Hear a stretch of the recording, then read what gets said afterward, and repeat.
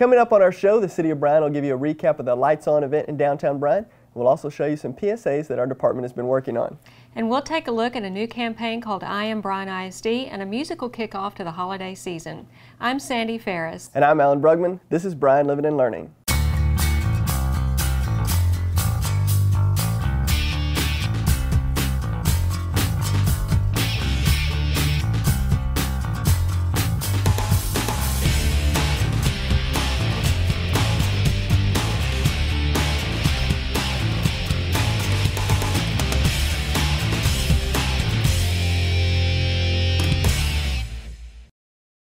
Hello, welcome to a brand new look here at Bryan Living and Learning. We hope you like the new structure of the show as well as our new graphics. On today's episode, the City of Bryan will give you an update on our comprehensive plan report, and we'll also give you a full recap of the family campout. And our nation recently observed Veterans Day, so we'll take a look at what our staff and students did to honor our local veterans. We will also check in with our Hammond Oliver students who recently helped open an urgent care facility. Before we get to those stories though, Lights On was recently held in downtown Bryan. We lit the Christmas tree in Sale Park and turned the holiday lights on all the buildings. 2, 3, lights on! With that, the City of Bryan officially got into the holiday spirit after the second annual Lights On event in downtown Bryan. In addition to the downtown buildings and trees being lit up with holiday lights, this giant Christmas tree was also illuminated in Sale Park. The Lights On event also featured holiday music both at Sale Park and the Palace Theater. At the conclusion of the program, people walked down to the Forsyth Galleries where they enjoyed cookies and the Runyon art collection. Well, you saw the Forsyth Gallery there on the story on Lights On. They've been open in downtown Bryan for a couple of weeks, and they're home to an impressive art collection. Downtown Bryan is now home to an exquisite art collection. The MSC Forsyth Center Galleries have moved to a new location in the Wimberley Building at 110 North Main Street due to the renovations taking place at Texas A&M's Memorial Student Center. We needed to make sure that we had a safe place to keep all of our wonderful art and to exhibit it. Since the decision to move to downtown Bryan was made, the gallery has fully embraced the area. It's really wonderful. Our offices have been here since late July, and the very first day that my desk was in my office, I must have had about a dozen nose prints on my window. So people know that we're here, and they're really curious about what's happening inside of here. And then also the arts, the visual arts have not been a strong contingent of the Brazos Valley, and so we're really, really happy to extend the service that we give to the Texas A&M community all the way to downtown Bryan, and we hope to find whatever way that we can to help downtown Bryan grow. It's important to us that it survive as well. And eventually, Curtis would like to see the gallery take on a prominent role in the culture of downtown. I hope to implement some more evening hours and have some music and maybe some refreshments so that the museum is more of a relaxed atmosphere for people just to gather. As of now, though, the gallery is open Tuesday through Saturday from 10 to 6, and you don't have to be an art expert to enjoy the collection. The whole point is for anybody to be able to walk in off the street. My philosophy as a museum professional is that art should be for everyone. The permanent collection of the gallery consists of 1,700 items, with 1,200 of those items making up the Runyon collection. Founded in 1989, the Runyon collection was a gift from Bill and Irma Runyon. We have two galleries. We have that comprise about 1,700 square feet in total. One of the galleries will be dedicated to the Runyon collection, and will rotate the 1,200 objects every 3 months or so, so people will have plenty of opportunity to see a broad cross-section of the Runyon collection. On display currently at the gallery is a collection of glass pieces and artwork. Curtis showed us some rare coralline glass from the Runyon collection. And what they did with this is they took an enamel, a really thick enamel, and they applied it to look like coral, and then they added depth to it by placing little small beads of glass onto that enamel. So it's very labor intensive, but it's really cool looking. It looks like coral. Also on display are a number of paintings. Curtis told us about this crowd favorite. This painting is by Thomas Moran, and we're very lucky to have two Morans in our collection. Thomas Moran was a 19th century painter, and this is of the Grand Tetons, and it's a really great representation. The light is really flowing out of the painting to us instead of being illuminated from outside. We can see how the light is being illuminated from the sky onto the mountains, reflected by the snow on the mountains, and then also reflected by the stream in the mountains too. We could show you more pieces on display at the Forsyth Center galleries, but it's probably best if you go check it out yourself. It's free and open 10 to 6 Tuesday through Saturday in downtown Bryan. Well, Alan, the move to downtown Bryan has been a good thing for Bryan ISD because we've had a chance to get involved with a poster contest. Yeah, I know the Forsyth Gallery really preaches community and building that up, so it's great to see those students getting involved. November 11th was Veterans Day, and our students and staff always take a moment to celebrate in a variety of ways.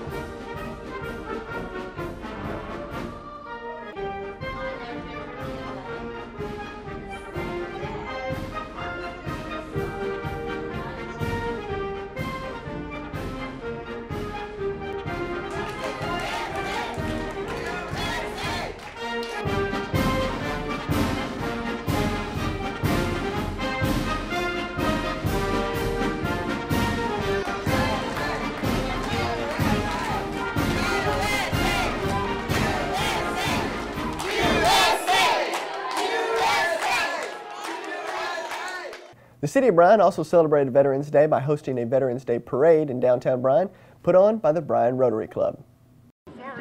The Bryan Rotary Club hosted the 7th annual Veterans Parade in downtown Bryan. The theme of this year's parade was "We Will Never Forget You," which was a thought well received by the veterans in attendance. As a veteran, Vietnam veteran, I think that we need to recognize all of our guys that have given the ultimate sacrifice for our country, our freedom. The right to have this parade is just, it means everything. All those that have served and those that have supported the people that have served. The parade started on Bryan Avenue at 20th Street and proceeded south to 28th Street before turning left and going back north on Main Street. Supporters lined both sides of the street to honor veterans and other dignitaries and groups who appeared in the parade. Powell said it was a good time for everyone to say thank you to each other. It's our way to thank them for their support, and they're there to thank us for what we've done. In addition to veterans groups, the City of Bryan had a float, the Bryan High Marching Band performed, and a group of classic cars drove along the parade route, and that's just to name a few. The City of Bryan's family campout was canceled twice this summer due to heavy rains, so they rescheduled it for the first ever fall family campout, and the event went off without a hitch. The very first fall family campout was a clear success, which was good news for an event that was canceled twice this year alone due to rain. Families gathered early on the evening of Saturday, November 7th, to set up their tents and prepare for a night under the stars at Austin's Colony Park. The City of Bryan's Parks and Recreation Department organized family campout every year, normally at the beginning of summer, but because of flooding at the park, the event was rescheduled twice. And this time, the weather was perfect for families to enjoy a bit of the outdoors. For more events with Bryan's Parks and Recreation Department, visit their website at bryanparksandrecreation.com. Well, Alan, despite the cancellations previously, it looks like the city had a really good turnout this time. Yeah, our Parks and Recreation Department was really pleased that the number of families showed up despite the change in dates. Hammond Oliver students recently assisted St. Joseph Hospital as they prepared to open their new urgent care facility in South College Station. Recently, the St. Joseph Medical Center called on the students from Bryan's Hammond Oliver High School for Human Sciences to help them run through some drills and simulations as they prepare to open their new freestanding emergency facility in South College Station. One of the things we drill is making sure that all of our equipment matches up and that we have all the supplies we need. And so as you're going through the drill, as you're writing down lessons learned or processes you need to improve, equipment you need to make sure you have closer on hand or in a different location. That's kind of what we were drilling. You have this list of supplies and stuff you need here. We have it here. It's just where is it most convenient? Where do we want to put it? Does it all fit together? Those kind of things, and that's what we were drilling today. Hammond Oliver are students. They rotate through our ER in Bryan, and we ask them to participate when we're doing disaster drills or simulations, those kind of things. They really help us with training is what they do. So they've been helping us all week. They were here Monday with us all day, and then they were, of course, here twice today. So one of the things that's good for them is they see us in Bryan when we're working there, and so when we came down here to start setting this up, they already know how we are in Bryan when it's live. What they're doing is helping us teach, and they can even give us feedback saying, hey, you forgot to put the blood pressure cuff on me. Because when you're doing simulations, it's a little bit different than when you're doing the live version of things going on.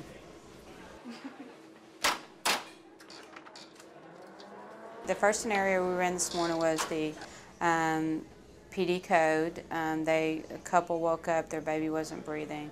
They snatched up the baby, they brought him in by their own private car. Then our staff had to respond by running a pediatric code.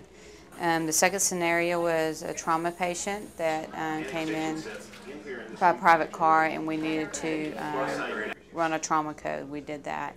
We had a STEMI, ST elevated myocardial infarction that came in by ambulance. So a patient actually simulated coming from the ambulance into the ER. The ambulance was actually here. We had a helicopter fly in. The helicopter actually dropped off a patient that was a near-drowning pediatric code. So each one of those patients was actually a student from Hammond Oliver that participated in our drill and actually did very well. Well, Sandy, that's several shows in a row that we've seen those Hammond Oliver kids in real-world situations. The whole focus of Hammond Oliver High School is health sciences, so we're always looking for opportunities to immerse those students in those situations. Now we're going to take a look at a couple of PSAs that our department has put together. This first one is a tires PSA reminding people not to illegally dump their tires, but to take them to the Bryan Recycling Center.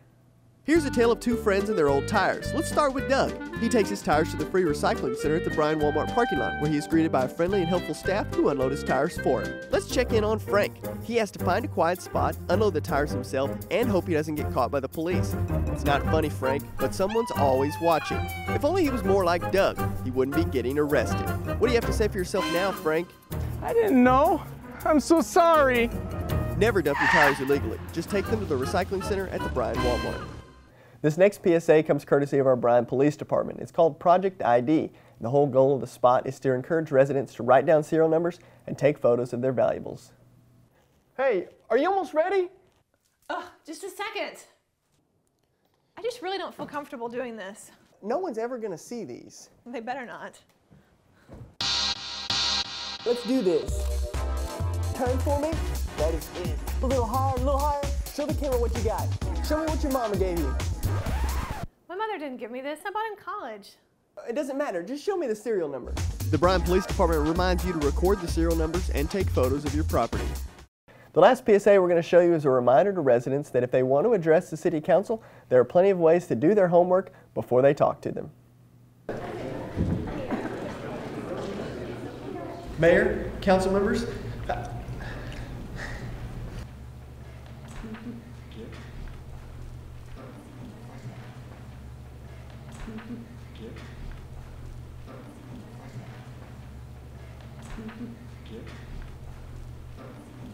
you know, I didn't even read the agenda. Sorry.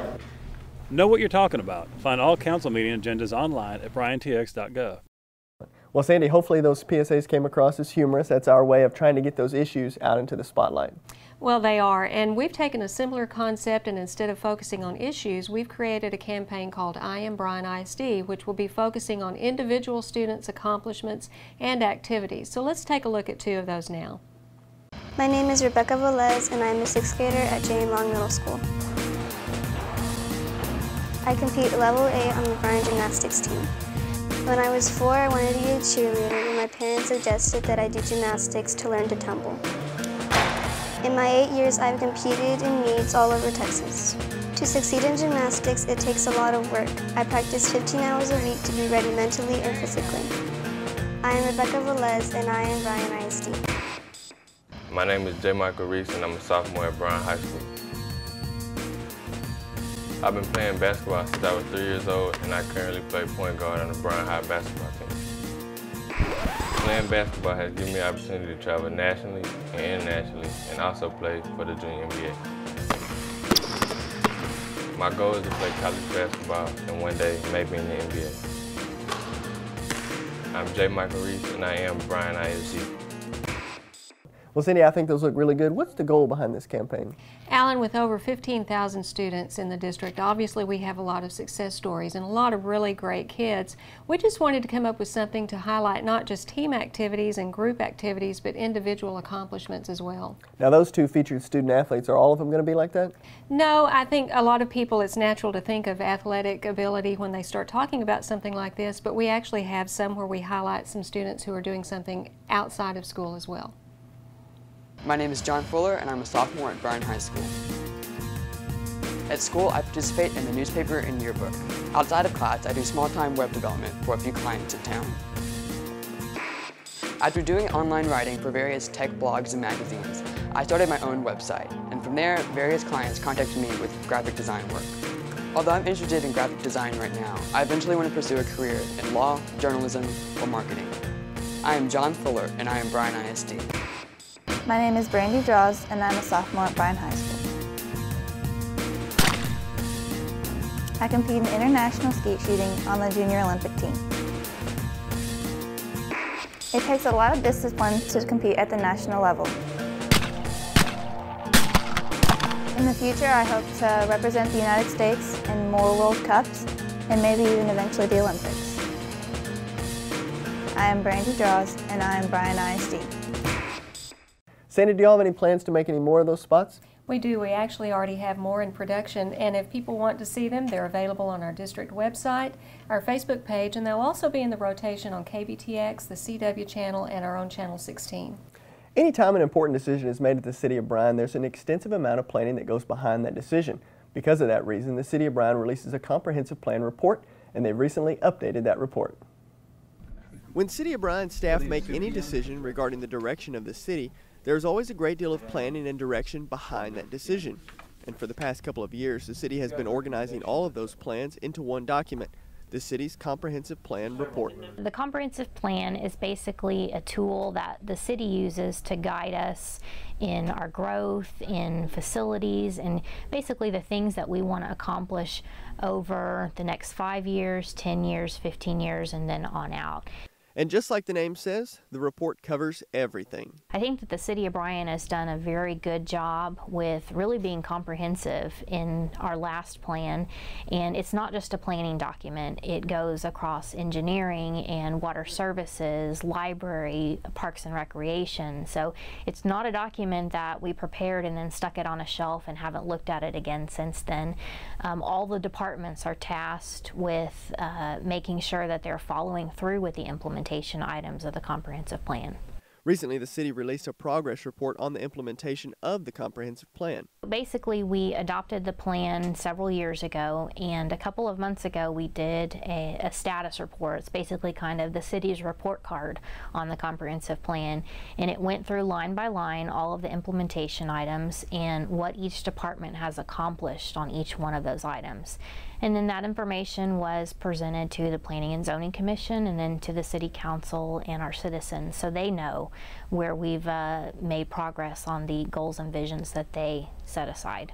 So what are the results? How'd the city do on their progress report? I think the city, if I was going to give us a grade, I think we're making an A. As far as the number of items that we have worked on and made significant progress on, I think is fairly impressive. If you go through the implementation items, at least 75% of them, there's been work done on them, and a large majority of those have actually been completed. Some of the items that helped Bryan to that top grade were projects that have been successful. One of those is the ongoing downtown revitalization. One of the top items that was identified in the comprehensive planning process was downtown Bryan. And certainly everybody knows the progress that's been made on downtown Bryan. Everything from the success of Texas Reds to First Fridays to the development that's now occurring in downtown North. There's been a lot of progress made in downtown.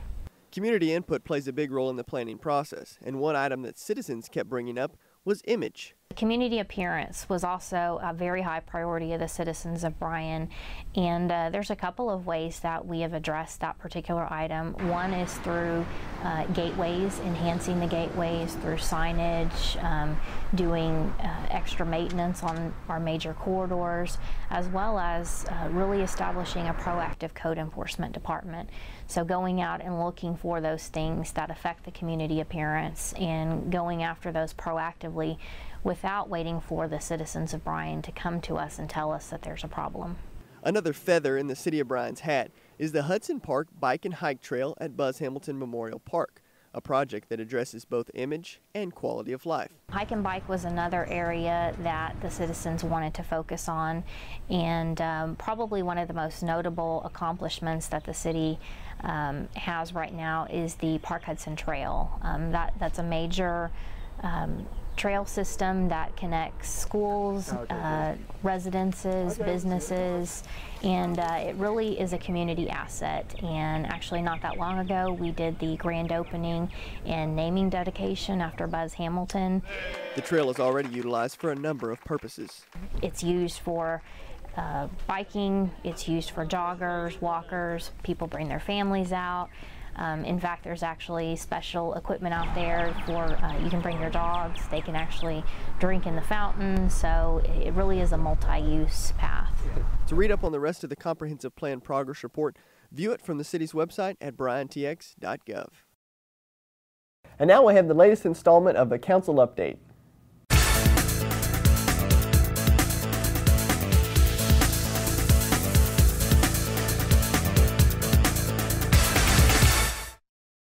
At the November 10th City Council meeting, we heard from our Fire Chief, Mike Donahoe.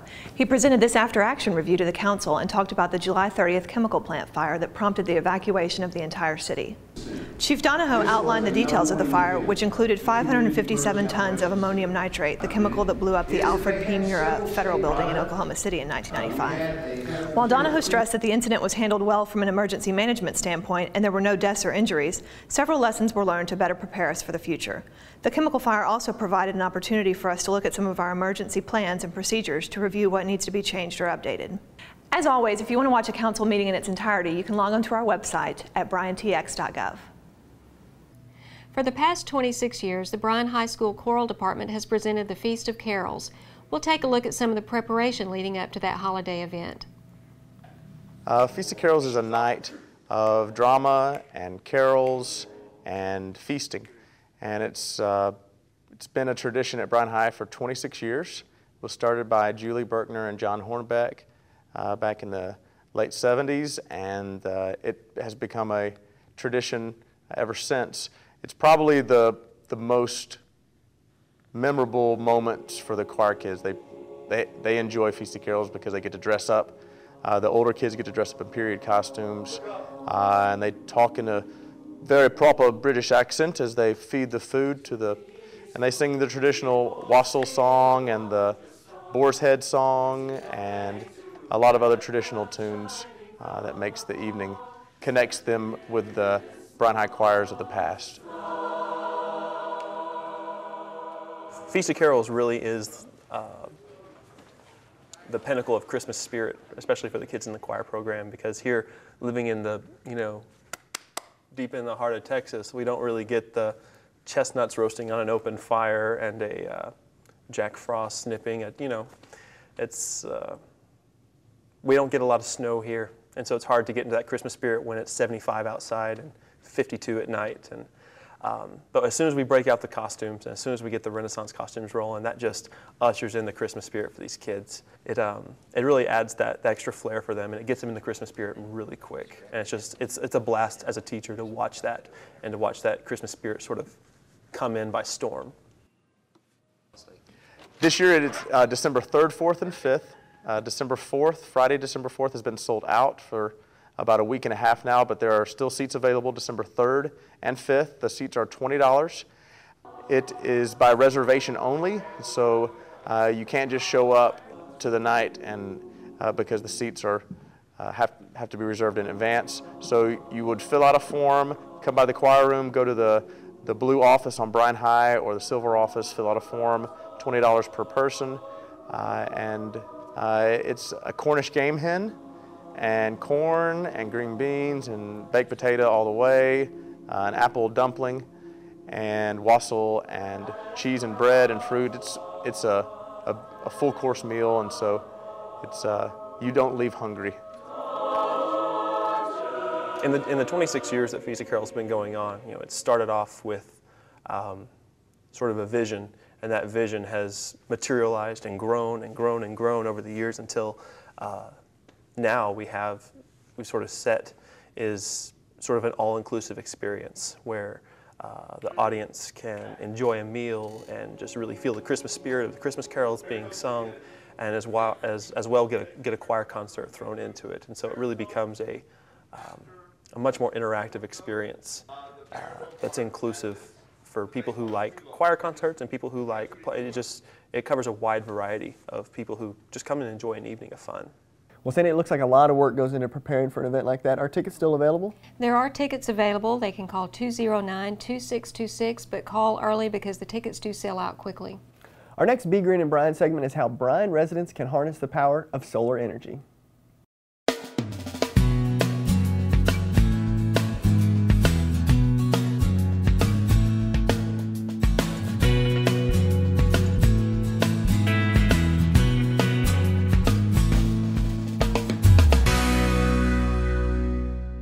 Harnessing the power of the sun with solar energy is a great way to help out the environment and reduce your carbon footprint. And thanks to Bryan's electric utility, BTU, and local company Texas Green Energy, it's becoming more affordable than ever. On November 17th, Texas Green Energy held a seminar to educate local residents about solar energy and how their company can help make our area greener. And they're getting help from some awesome rebates offered by BTU. BTU offers right now some of the most generous rebates in the country for solar. It's currently $4 a watt up to 3 kilowatts of electricity, so that's you can install one of these systems and get a $12,000 rebate. Burke has seen his company's profile rise recently with a batch of new solar panel installs. There is increased awareness, and BTU has been doing some advertising of their own of their rebate program, so we're definitely staying busy. For more information on solar power and/or BTU's rebates, go online to txgreenenergy.com or btutilities.com. Believe it or not, the holidays are right around the corner, and that means holiday magic with the City of Bryan's Parks and Recreation Department. This year the event is Thursday, December 3rd. Get ready for some magic, some holiday magic at the City of Bryan's Sue Haswell Park on December 3rd from 5:30 to 8:30. Bring the kids and enjoy Frosty's Funland, where they can write a letter to Santa, ride the Polar Express, and sled down the snow-covered Arctic Hill. Santa himself will also be at the park posing for free pictures with your family. And there's no need to worry about parking. There are free shuttles from 5 to 9 taking you from Blinn College's parking lot to Haswell Park. It's the City of Bryan's Holiday Magic on Thursday, December 3rd. Well, Alan, I know sliding down Snow Hill has become a fan favorite. Yeah, I think that's what holiday magic is becoming known for, both for the children and for the adults. Well, that's all the time we have today. As always, you can watch the show again on bryantx.gov or bryanisd.org. Thanks for watching Bryan Living and Learning.